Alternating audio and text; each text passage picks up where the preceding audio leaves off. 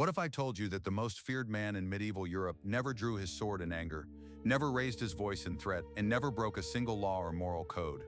What if the source of his terrifying reputation was not violence or cruelty, but something far more unsettling, something that lived in the space between certainty and chaos, between the known and the unknowable? In the fog-shrouded valleys of medieval Wales, where ancient Celtic magic seemed to whisper through every stone circle and every gnarled oak tree, there lived a man whose very unpredictability became his greatest weapon. His name was Lord Gareth ap Rhys, and by the time his legend had spread across 3 kingdoms, he had become known as the Tempest Lord, not because he controlled the weather, but because, like a sudden storm, no one could ever predict what he would do next.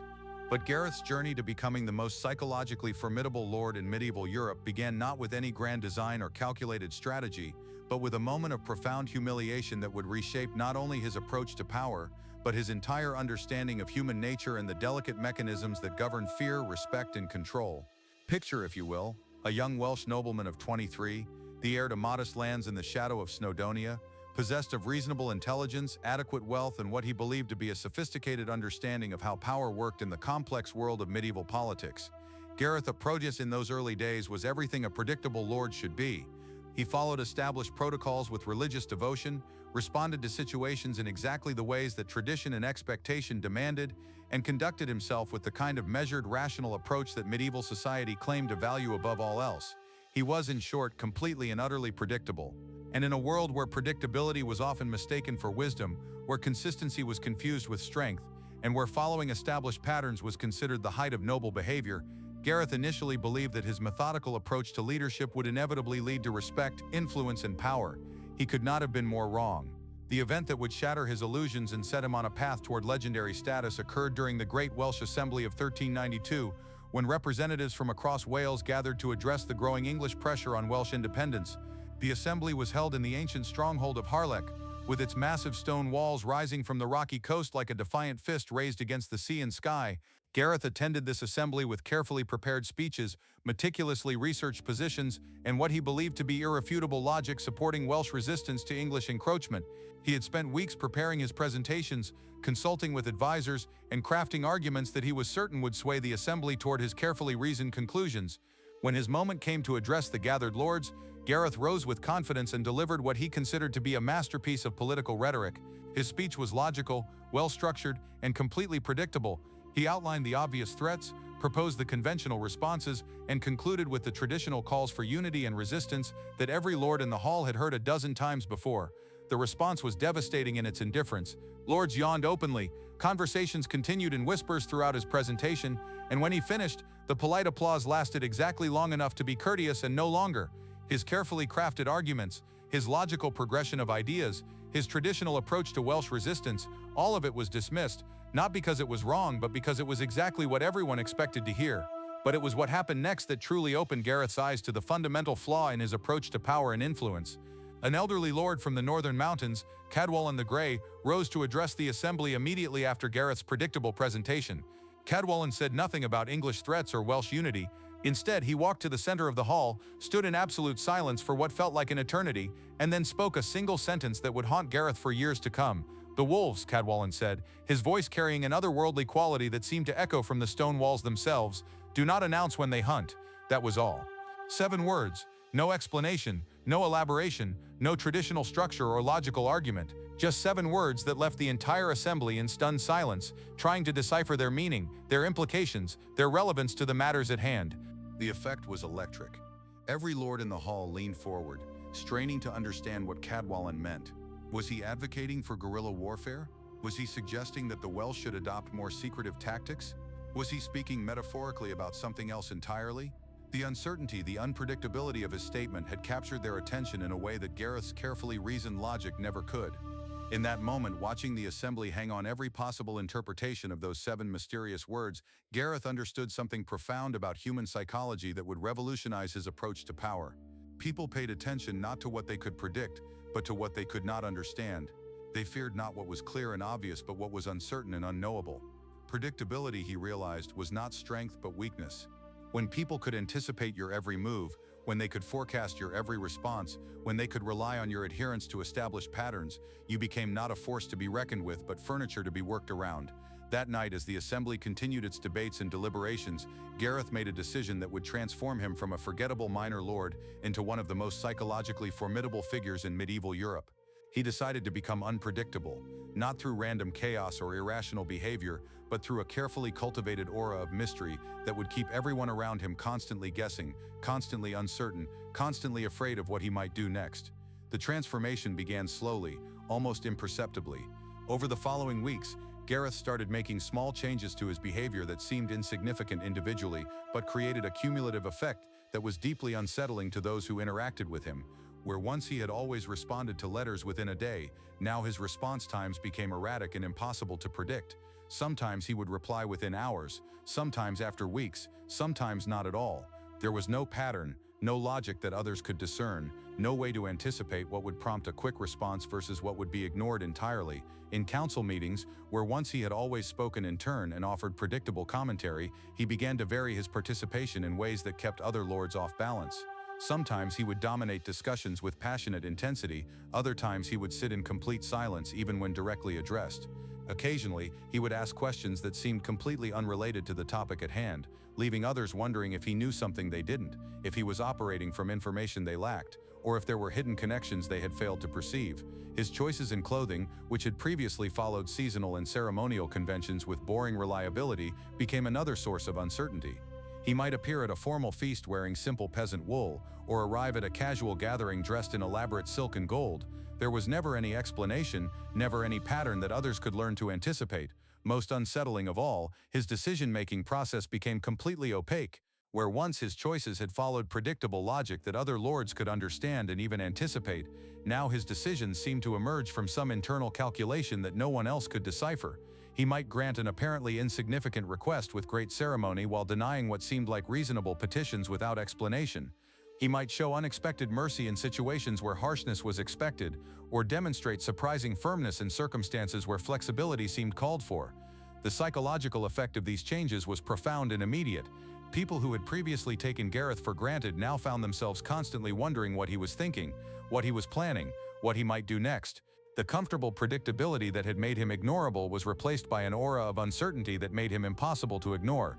Lords who had previously dismissed him now studied his every gesture for hidden meaning. Servants who had once taken his patterns for granted now approached him with nervous caution, uncertain what mood they might encounter or what unexpected request might come their way.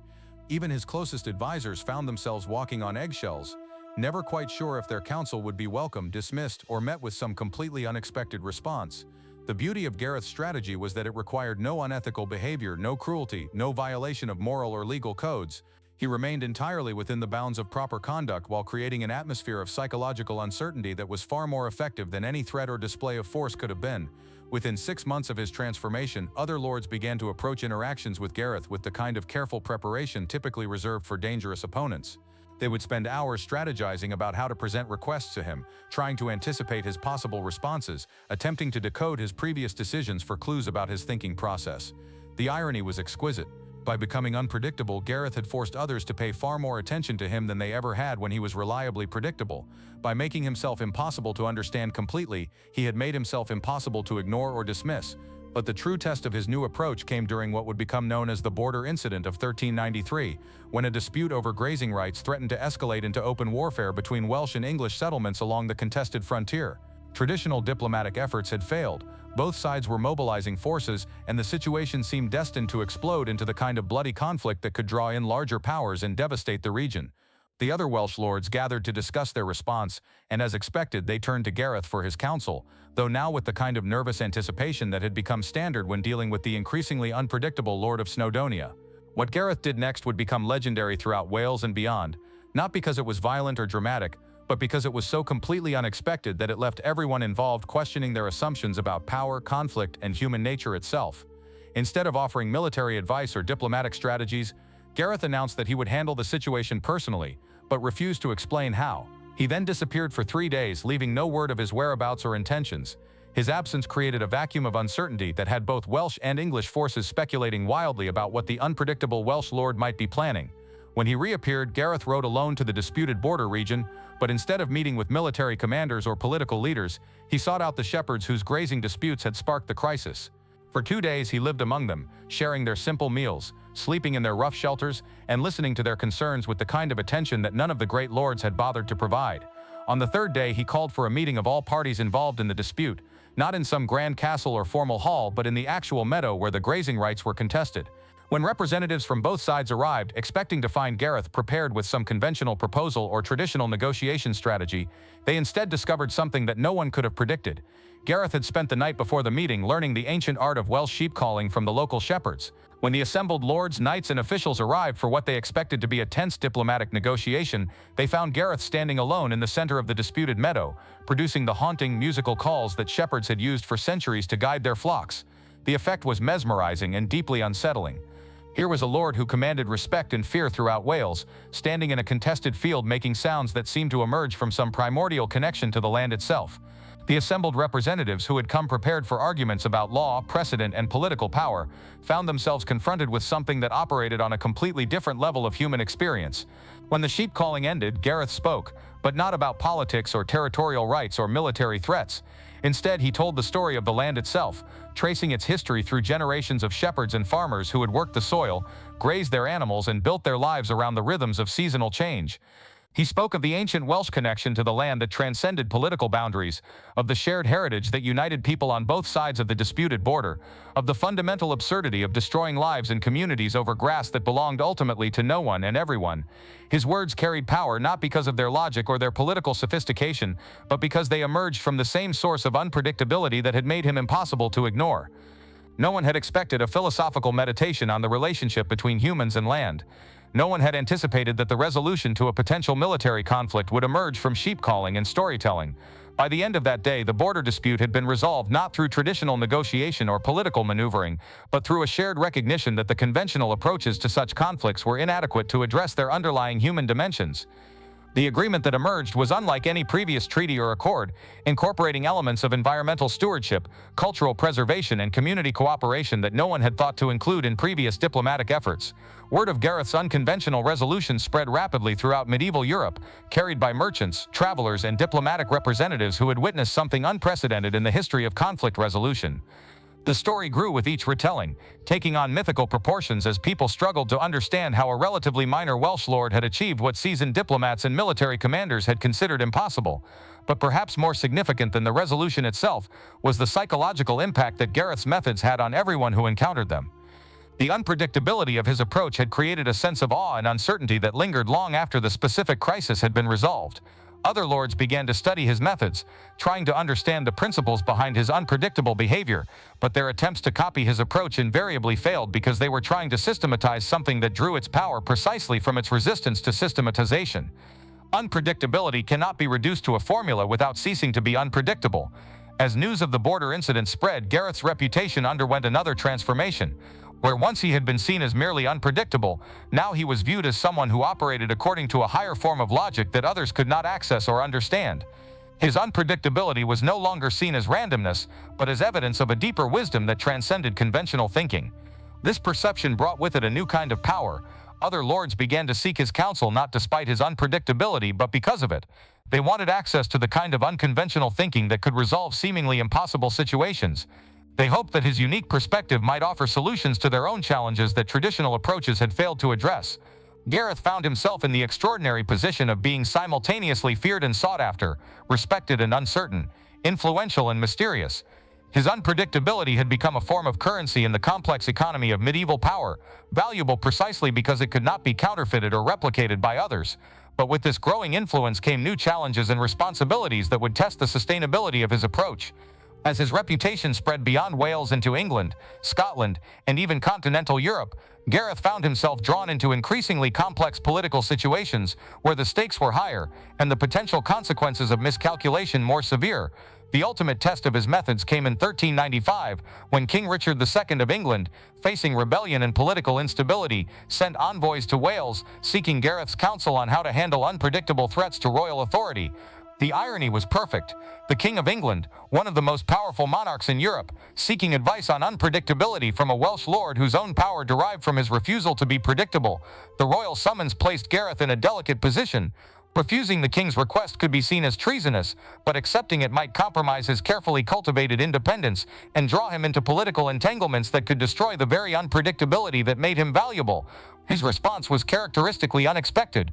Instead of sending a formal reply to the royal envoys, Gareth dispatched a single Welsh bard to the English court with instructions to perform a traditional Celtic epic poem about the legendary King Arthur, but with modifications that only the most sophisticated listeners would notice. The poem, as performed at the English court, contained subtle alterations to the traditional narrative that served as a complex commentary on the nature of kingship, the relationship between ruler and ruled, and the dangers of relying too heavily on predictable approaches to governance.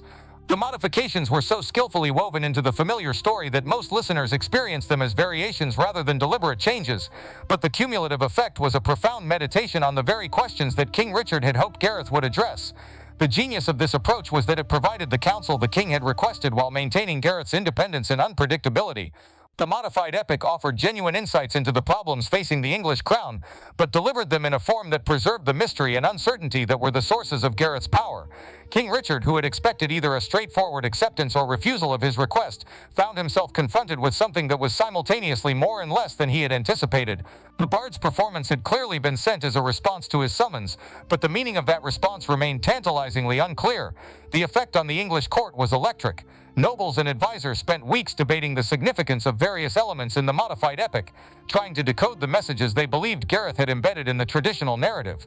Some saw warnings about the dangers of predictable governance, others detected advice about managing unpredictable threats, still others found commentary on the relationship between earthly and divine authority. The beauty of Gareth's strategy was that all of these interpretations were simultaneously valid and incomplete. By delivering his counsel in the form of a modified narrative rather than direct advice, he had created a response that could be understood on multiple levels while remaining fundamentally mysterious. The king had received valuable insights, but in a form that preserved the unpredictability that made those insights powerful. Word of the bard's performance spread throughout European courts, carried by diplomatic representatives and traveling nobles, who recognized that they had witnessed something unprecedented in the history of political consultation. The story of the Welsh lord who provided counsel to the King of England through modified poetry became another chapter in the growing legend of Gareth ap Rhys, the Tempest lord whose unpredictability had become a force that even crowned heads sought to understand and harness. But perhaps the most significant aspect of this episode was how it demonstrated the sustainability of Gareth's approach. Lesser practitioners of unpredictability often find that their methods become predictable over time, that people learn to anticipate their unexpected moves, that the power of uncertainty diminishes through familiarity. Gareth avoided this trap by constantly evolving his methods, by finding new ways to be unpredictable that built upon but transcended his previous approaches. The bard's performance was unlike anything he had done before, yet it was clearly consistent with the underlying principles that had guided his transformation from forgettable lord to legendary figure. Over the following years, as Gareth's reputation continued to grow throughout medieval Europe, he became a case study in the psychology of power and the strategic use of uncertainty. Scholars and advisors attempted to analyze his methods, to reduce his success to principles that could be taught and replicated, but their efforts invariably failed because they fundamentally misunderstood the nature of what made his approach effective. Unpredictability, Gareth had learned, was not a technique to be mastered but a way of thinking to be embodied. It required a willingness to abandon the comfort of established patterns, to embrace the uncertainty that most people spent their lives trying to avoid, to find strength in the space between what others expected and what actually occurred. His influence extended far beyond the political realm into areas of military strategy, economic planning, and social organization. Military commanders began to study his approaches to conflict resolution, seeking to understand how unpredictability could be used to prevent wars rather than win them. Economic advisors examined his methods for insights into managing uncertainty in trade relationships and resource allocation. Social philosophers analyzed his techniques for lessons about the relationship between individual behavior and collective response. The transformation was so complete that by the late 1390s, Gareth ap Rhys had become something unprecedented in medieval European politics, a figure whose power derived not from wealth, military might, or political position, but from his ability to remain fundamentally unpredictable while operating entirely within ethical and legal boundaries. His castle in the Welsh mountains became a pilgrimage destination for ambitious young nobles seeking to understand the sources of his influence. They came expecting to find some secret technique, some hidden knowledge, some systematic approach that they could learn and apply to their own situations. What they discovered instead was far more complex and challenging. Gareth would receive these visitors with courtesy and attention, but his interactions with them followed no predictable pattern. Some he would engage in deep philosophical discussions that lasted for days. Others he would assign to work alongside his servants, learning about castle operations from the ground up. Still others he would send on mysterious errands throughout Wales, tasks whose purposes remained unclear until much later, if ever. The learning experience that emerged from these visits was profound but impossible to systematize. Visitors learned about unpredictability not through instruction but through immersion, not through explanation but through experience. They discovered that true unpredictability required not just tactical flexibility, but fundamental changes in how they understood themselves, their relationships with others, and their place in the larger patterns of social and political life. Many of these visitors returned to their own lands, changed by their experience, though few were able to replicate Gareth's specific methods. They had learned that unpredictability was not a tool to be wielded but a way of being to be cultivated, not a strategy to be implemented but a perspective to be internalized. The ripple effects of these influences spread throughout medieval Europe, contributing to subtle but significant changes in how power was understood and exercised. The rigid predictability that had characterized much of feudal hierarchy began to give way to more flexible approaches that incorporated elements of uncertainty and surprise.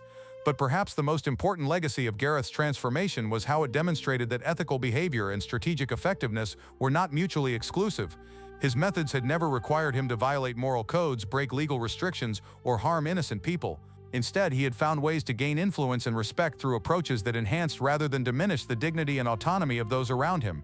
The border incident had shown how unpredictability could be used to create innovative solutions to seemingly intractable problems. The royal consultation had demonstrated how uncertainty could be employed to provide valuable counsel while maintaining independence. His interactions with young nobles had illustrated how mysterious methods could be used to facilitate genuine learning and personal growth. Throughout all of these experiences, Gareth had remained true to the fundamental principles that had guided his transformation. He had never used unpredictability as a tool for manipulation or exploitation, never employed uncertainty to harm or diminish others, never allowed his methods to become vehicles for selfishness or cruelty. Instead, his unpredictability had consistently served larger purposes, resolving conflicts, providing wisdom, facilitating growth, and expanding the possibilities for human interaction and social organization. His transformation had shown that there were alternatives to the traditional patterns of medieval power that could be more effective while remaining more ethical. As Gareth entered his later years, his legend had taken on dimensions that extended far beyond his actual accomplishments. Stories of his unpredictable wisdom spread throughout Europe and beyond, often growing in the telling until they bore little resemblance to historical facts. Some tales credited him with supernatural powers, claiming that his unpredictability reflected access to otherworldly knowledge or divine inspiration. Others suggested that he had mastered ancient Celtic magic that allowed him to see into the future and thus appear prophetic in his seemingly random choices. Gareth himself was amused rather than troubled by these mythical elaborations of his reputation. He understood that the stories served their own purposes, providing people with ways to make sense of approaches to power and influence that challenged their conventional understanding of how such things worked. When Lord Gareth ap Rhys died peacefully in his Welsh castle in 1418, aged 49, his funeral became an event unlike any other in medieval European history. Representatives came from across the continent, not just to pay their respects to an influential lord, but to witness the end of an era and the conclusion of a legend that had challenged fundamental assumptions about power, predictability, and human nature. The funeral itself was designed according to Gareth's own instructions, and like everything else he had done in his later years, it confounded expectations while remaining entirely appropriate and respectful. Instead of the elaborate ceremonies typical of noble funerals, the service consisted primarily of silence, interrupted only by the ancient Welsh sheep calls that he had learned during the border incident, performed by the local shepherds who had taught him the art decades earlier. The effect was profound and moving in ways that conventional funeral ceremonies rarely achieved. The assembled lords and representatives found themselves confronted once again with the unpredictable wisdom that had made Gareth legendary. In death as in life, he had found a way to touch something deeper than conventional expectations, to create an experience that transcended the predictable patterns of social ritual. His grave marker, carved from local Welsh stone, bore a simple inscription that captured the essence of his approach to life and power. Here lies one who found strength in uncertainty, wisdom in mystery, and influence in the unexpected. The legacy of Gareth ap Rhys, the Tempest Lord, extended far beyond his lifetime and continues to offer insights relevant to our contemporary understanding of leadership, influence, and the strategic use of unpredictability. In our modern world, where algorithms attempt to predict our every move, where social media creates pressure for consistent personal branding, where corporate culture often rewards predictable performance over innovative thinking, Gareth's example provides a powerful counterpoint to conventional wisdom about success and influence. His story demonstrates that there are alternatives to the relentless pursuit of predictable outcomes that dominate so much of contemporary life. It shows that uncertainty can be a source of strength rather than weakness, that mystery can be more compelling than transparency, that the unexpected can be more influential than the reliable. Modern leaders in various fields have begun to rediscover some of the principles that Gareth intuitively understood centuries ago. Successful entrepreneurs often succeed not by following predictable business models but by creating innovative approaches that competitors cannot anticipate or replicate. Effective negotiators use strategic unpredictability to keep counterparts off balance and create opportunities for creative solutions. Influential public figures maintain their relevance not through consistent messaging but through their ability to surprise and challenge expectations. The psychological mechanisms that made Gareth's unpredictability effective remain as powerful today as they were in medieval Wales. Human beings are still drawn to mystery, still pay attention to the unexpected, still respect those who cannot be easily categorized or predicted. But perhaps the most important lesson from Gareth's story is that unpredictability can be cultivated and employed ethically, without manipulation or deception, without harm to others or violation of moral principles. His methods showed that it is possible to be strategically unpredictable while remaining fundamentally honest, to create uncertainty without creating confusion, to be mysterious without being dishonest. In our age of information overload and constant connectivity, where privacy has become rare and mystery seems impossible to maintain, Gareth's example suggests that there are still ways to preserve the power of the unexpected, to cultivate the influence that comes from uncertainty, to find strength in the spaces between what others expect and what actually occurs. The Tempest Lord's greatest achievement was not any specific victory or accomplishment, but his demonstration that human potential extends far beyond the predictable patterns that most people accept as inevitable. His transformation from forgettable minor lord to legendary figure showed that it is possible to reinvent oneself completely, to discover new sources of power and influence, to create entirely different ways of engaging with the world and the people in it. His story reminds us that predictability, while often comfortable and reassuring, can also be a trap that limits our possibilities and diminishes our influence. It suggests that there is value in cultivating our capacity for surprise, in developing our tolerance for uncertainty, in learning to find strength in the unknown rather than always seeking the security of the familiar. The legend of Gareth ap Rhys, the Welsh lord who became the Tempest Lord through the strategic cultivation of unpredictability, continues to offer insights and inspiration to anyone seeking to understand the deeper mechanisms of influence, respect, and power. His example shows that it is possible to be simultaneously ethical and effective, mysterious and trustworthy, unpredictable and reliable in the ways that truly matter. In a world that often seems to offer only binary choices between predictable weakness and destructive strength, between boring reliability and harmful chaos, Gareth's story points toward a third path that combines the best elements of both, while avoiding their respective pitfalls. His legacy is the possibility of ethical unpredictability, strategic mystery, and influential uncertainty that serves larger purposes while remaining true to fundamental human values. The Tempest Lord's greatest gift to history was not any specific technique or method, but his living proof that there are always alternatives to conventional approaches, always possibilities for transformation and growth, always opportunities to discover new sources of power and influence that honor rather than diminish our shared humanity.